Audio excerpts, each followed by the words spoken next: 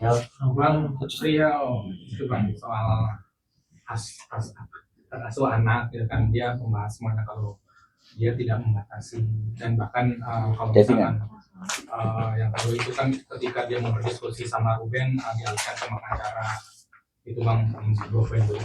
Jadi yang tadi Ruben kasih mana? iya. Dia merasa hak aslinya banyak yang ikut campur bang, padahal itu urusan dia sama Ruben.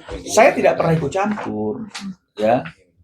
Saya tidak pernah ikut campur, ya. Ya, saya nggak pernah ikut campur, ya.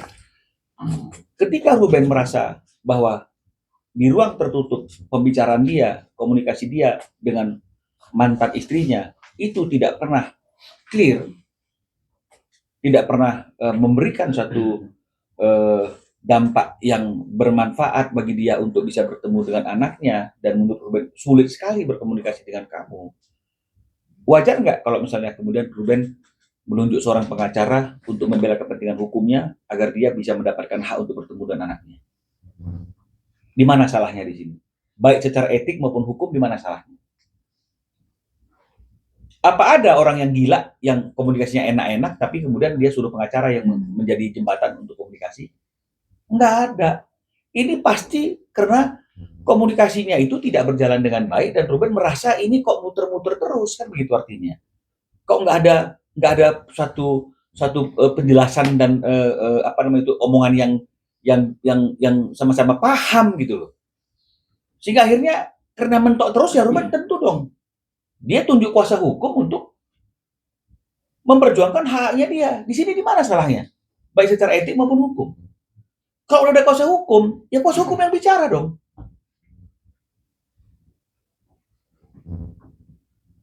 Itu yang saya harus jawab. Nah, ini contohnya misalnya ini ya. Mana yang dari pertama tadi itu? Tuh. Ini Ruben ini, saya baca aja lah ya. Nanti saya tunjukkan matanya, ya. Ruben bilang begini misalnya, ya. Selamat pagi, Bun. Bun, maaf sebelumnya untuk pembicaraan tadi malam yang kurang bagus dan jadi melebar. Bukan maksudku seperti itu. Semua sudah terjadi, jadi kayaknya nggak perlu diungkit. Aku berkomunikasi untuk urusan anak saja dan tidak mencampuri urusan hidup kamu. Silakan saja lanjutkan, Bun. Tidak mengatur hidupmu.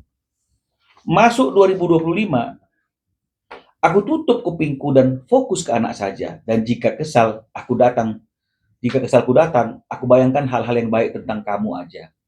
Hanya itu yang bisa aku lakukan. Yang bisa mengalahkan kesalnya itu ya. Jadi aku sudah berdamai dengan apa yang terjadi dan introspeksi diri. Dan aku tutup mengingat hal-hal baik saja. Dan senyum untuk mereka-mereka penyampai-penyampai lidah yang nggak bisa ditutup dengan tangan kita. Kita tetap bisa seru untuk anak-anak loh. Kita tetap seru untuk anak-anak dan bisa jalan sama tanpa sungkan. Kalau saat ini pasti masih canggung yang aku rasakan, yaitu tadi karena muter-muter tadi itu ya. Selamat bekerja ya Bunda cantik, yang bagus ya Bun kerjanya, ada anak-anak yang menanti kamu di rumah. Mana nih? Ada yang lain. Nah jadi ya ini dia komunikasi itu. Nah ini lagi misalnya nih, oke Bun, pakai batik kan gitu. Jadi artinya mungkin mereka janjian untuk ketemu di rumah di sekolah anak gitu. Ruben bilang, oke Bun, pakai batik kan? Iya ya, mau pakai batik aja ya, jawabannya dia. Ada ide lain nggak? Komunikasi kan bagus nih ya. Itu ide aku aja. Ya nggak apa-apa, aku mau ikut. Oke Bun, ini 1 hari sebelumnya. Berikutnya muncul Ruben bilang, aku udah nyampe ya Bun, di jalan. Ya ayah, kata S. Ya Bun, tadi aku pikir masih sama, pakai batik. Sesuai janjian, karena ternyata S-nya datang tidak pakai batik. Ya, hanya Ruben. Ruben tanya, ini kenapa berubah? Tahu gitu, aku pakai kemeja rapi aja. Kata Ruben candanya ya. Maaf, aku skip banget. Tadi disiapin baju, jadi langsung pakai aja. Itu Sus yang siapin. Ruben bilang, aman Bun. Aku kayak bapak-bapak aja, aku kayak bapak-bapak enggak sih, sudah tua banget. Dia bercanda, niatnya bercanda. Jadi sebenarnya komunikasi yang dibangun oleh Ruben itu cukup kan? Seperti ini misalnya nih, ya.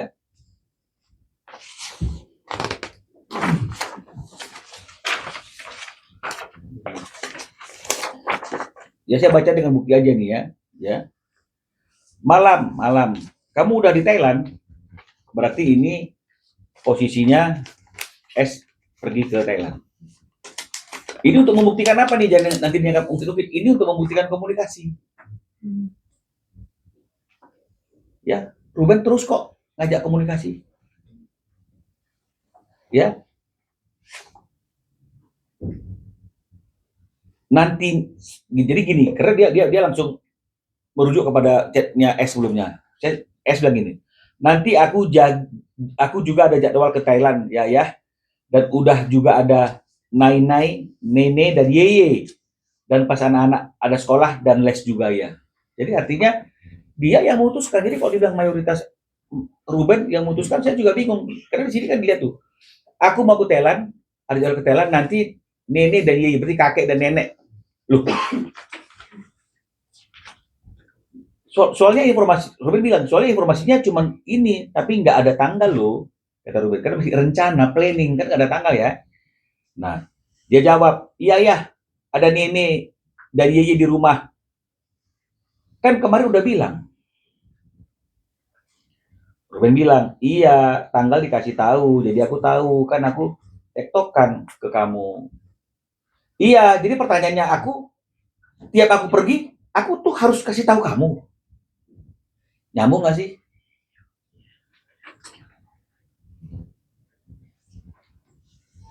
Kan gitu, Ruben kan tanya, kamu udah di Thailand? Kan kaget Rubennya.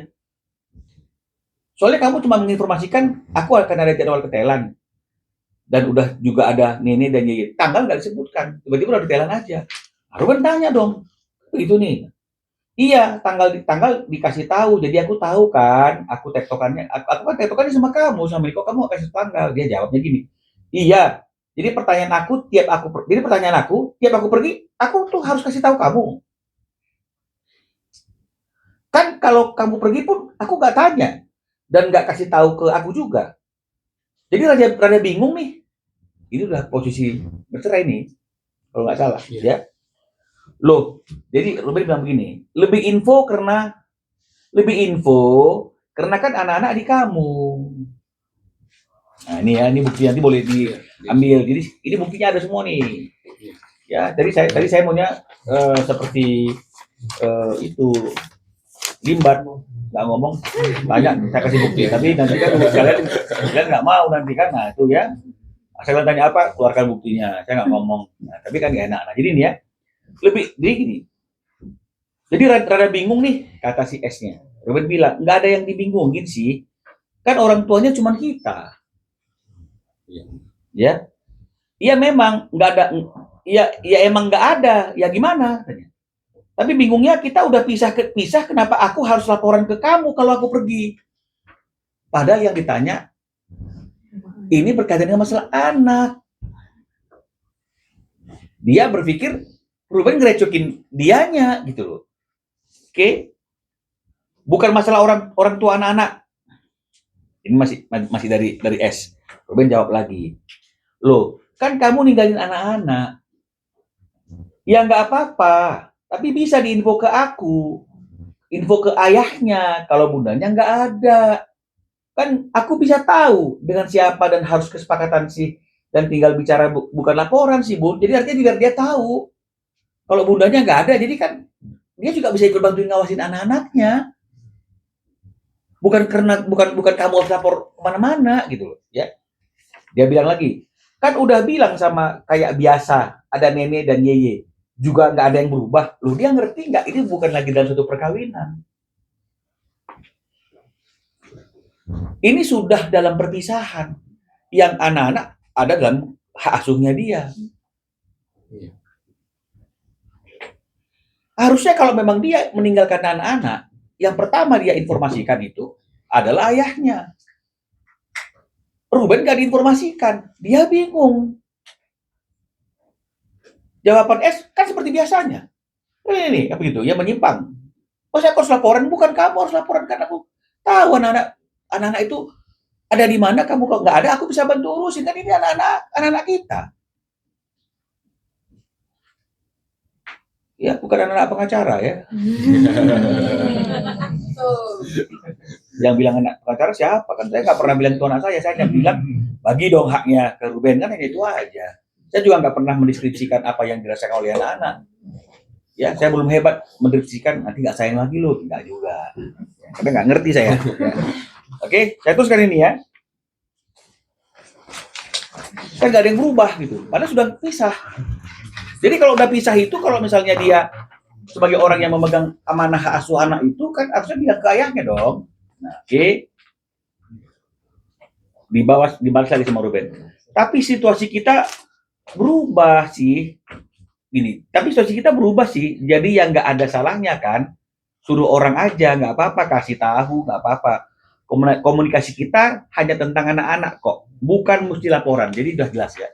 Komunikasi kita hanya tentang anak-anak. Ya, dijawab lagi sama S. Makanya karena hanya tentang anak, kenapa aku pergi harus laporan? Kembali lagi. Makanya karena tentang anak, kenapa aku harus pergi harus laporan? Nah, jadi kan nggak nyambung nih. Ruben bilang, gua nggak nanyain tentang lu kok, karena ada anak-anak di situ. Ya karena itu kenapa harus aku laporan?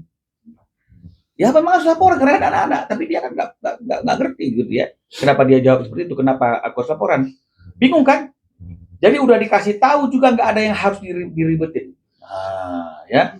Karena kan seperti yang kamu bilang, situasi sudah berubah. Nah, ya. Tapi anak-anak kan nggak berubah, masih sama kayak dulu sampai sekarang sama Nene dan Yeye. Jadi aman, nggak ada yang berubah. Berarti apakah ini bukan suatu perbuatan yang dia memang tidak pernah ingin anak-anaknya itu ada waktu bersama dengan Ruben. Dia lebih memilih, kalaupun dia pergi, anak-anak ini ikut Nene dan Yeyenya. Dan dia bilang, dari dulu kan seperti itu, tidak berubah loh. Ruben udah bilang, kan kita sudah berubah. Iya, justru karena berubah. Tapi anak-anak nggak berubah loh. Dia ngerti nggak sih bahwa mereka sudah tidak satu rumah lagi, dan oleh karena itu ada waktu yang harus diberikan kepada Ruben gitu loh. Nah, oke. Saya teruskan lagi nih, panjang biar jelas. Nanti kalau mau diedit silakan, kan gitu ya. Iya, Bang. Nggak apa-apa ya. Nah, loh, bukan diribetin, kan hak asuh di kamu. Jelas nih. Bukan diribetin, kan hak asuh dari kamu. Dan aku tanya tentang anak-anak, kan nggak tentang kamu sama sekali.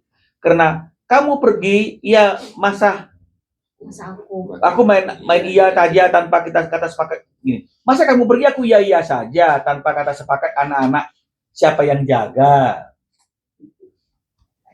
Oke? Kan udah dikasih tahu sama Nene dan Yeye. Loh, kembali lagi. Ya. Ruben minta waktu. Bahkan ketika dia nggak ada pun, nengok nih dialognya ini. Ya. Jelas ya, thank you, itu langsung thanks gitu. Nah, gitulah dia ya. Urusan kamu dan aku, jelas ya. Anak-anak diurus dan dirawat dengan baik ya, jelas jadinya. Ini kan bukan anak-anak diurus dengan baik, tapi tentang kesempatan anak-anak untuk berkumpul dengan Ruben, ya. Jadi komunikasinya serumit itu gitu ya, nggak nyambung. Jadi artinya Ruben lelah hati sendiri gitu loh. Jadwalnya begini, anak-anak kan memang ada sekolahnya, dia kan les gitu. Ada tadi ada sih tadi aku lihat, ada sih dia. Ya, kenapa kok bisa lupa? Ada ini ya, ya tentang jam libur. Nah, dia Ruben bertanya nih, tanggal libur apa tetap sama? Jadi kapan bisa jalan sama anak-anak?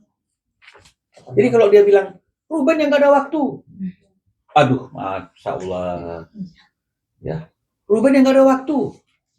Sementara Ruben tanya nih, jadi kapan bisa jalan sama anak-anak? Karena Ruben tanya tanggal liburnya. Jawabannya dia, Oh, karena dari dulu kan kamu juga nggak pernah tanya tanggal anak di sekolah. Karena masih satu rumah. Oke. Les semua masih, katanya. Kan karena dulu kan dan sekarang beda. Kan gitulah jawaban perbedaannya, ya. Nah, besok ambil raport, katanya. Kok dadakan? Ini Ruben, kok dadakan? Les masih dan balik juga. Biasa juga selalu aku yang ambil raport. Kamu kan bilang kalau sekolah anak-anak, aku yang urus aja. Kamu juga waktu itu disuruh datang acara sekolah kan bilang nggak ngerti. Kan jadi aku aja. Ini kan pada waktu masih sama. Kenapa kok selalu dulu kembali ke flashback ketika masih terikat dalam perkawinan. Sekarang sudah ada perceraian. Sudah ada Akta 39 yang mengatur semua mekanisme hubungan mereka dan juga hubungan mereka dengan anak-anak. Ya. Ruben jawab, masalah bisa atau tidak pun harus dikasih tahu dan harus tahu. Jadi disitulah kita kompak hanya khusus anak. Ini ada kita kompak hanya untuk urusan anak-anak. Nanti boleh jawab. Kita kompak ya untuk urusan anak-anak. Nih, ya, kita kompak hanya untuk urusan anak-anak. Jelas ya?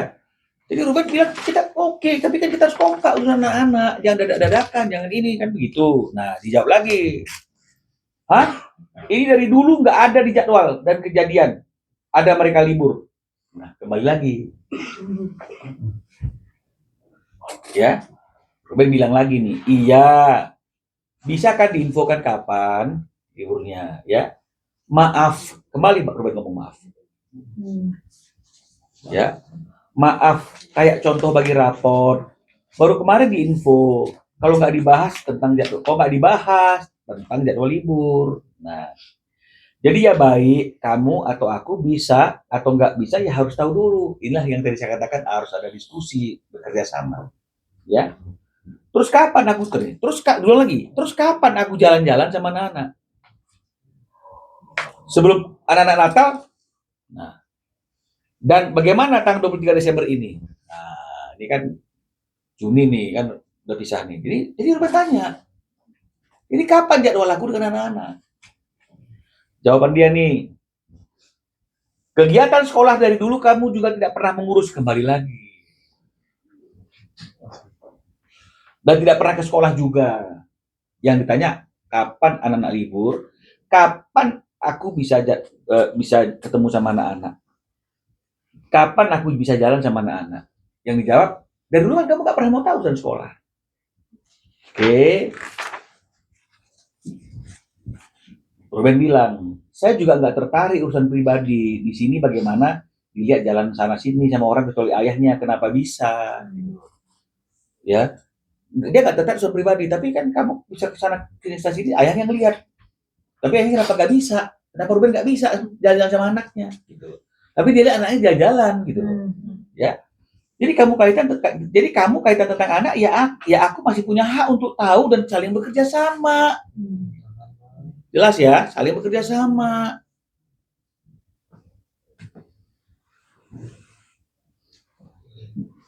Ya. Jadi aku tunggu ya, jadwal selain tanggal 23, tanggal berapa lagi ya. Nah, jadi semuanya ngobrol-ngobrol terus. Nah. Jadi jawabannya kalau dibaca, wah berpuluh-puluh nih. Ya. Jadi kalau misalnya seperti ini terus, teman-teman, lelah nggak sih? Lelah nggak sih? Nggak nyambung-nyambung, terus dibantah-bantah, terus disanggah-sanggah. Ruben maaf ini. Kapan liburnya? Aku kan mau anak-anak maaf. Oh nggak ada, ini kali dulu ini gitu. Terus misalnya yang terjadi seperti itu. Ya Ruben kan juga harus kerja. Makanya dia berpikir, udah nggak nyambung nih gua komunikasi. Maka dia tunjuklah kuasa hukum untuk menanyakan tentang haknya dia berkumpul bersama dengan anak-anaknya. Di mana salahnya gitu? Di mana pelanggaran etik dan hukumnya gitu? Kenapa dibilang ini kan masalah pribadi? Kenapa harus melebar pakai kuasa hukum sehingga Ruben ke pengacara? Karena nggak terjadi komunikasi yang saling mengerti. Oke ya, jadi itu penjelasan panjang lebar tentang komunikasi. Ada yang lain?